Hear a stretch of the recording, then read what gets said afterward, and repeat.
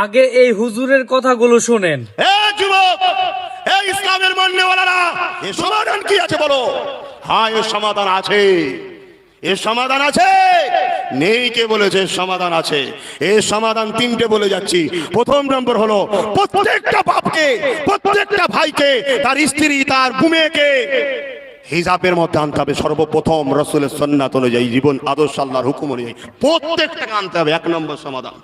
দ্বিতীয় নম্বর সমাধান হলো এটাই, দ্বিতীয় নম্বর সমাধান হলো এটাই, আমাদেরকে ভাবতে হবে, যে আমার দেশের গণতন্ত্রের বিরুদ্ধে বলে মাথা তুলে থাকে, আমি গণতন্ত্রের অধিকার নিয়ে আমার স্বাধীন চাই, তাও মাথা তুলতে পারিনি কেন?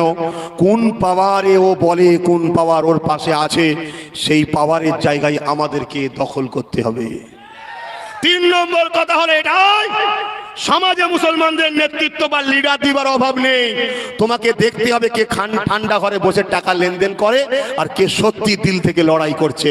যে লড়াই করছে তার পিছনে দাঁড়িয়ে এই বাংলায় এবং ভারতে ইনকিলাব পয়দা করতে হবে। এতক্ষণ আমাদের সাথে থেকে আপনি ওনার কথাগুলো শুনেছেন, আপনাকে অসংখ্য ধন্যবাদ। গাইস, দয়া করে ভিডিওটি শেয়ার দিতে পারেন। ভিডিওটি শেয়ার দেওয়ার জন্য আপনাকে আবারও ধন্যবাদ।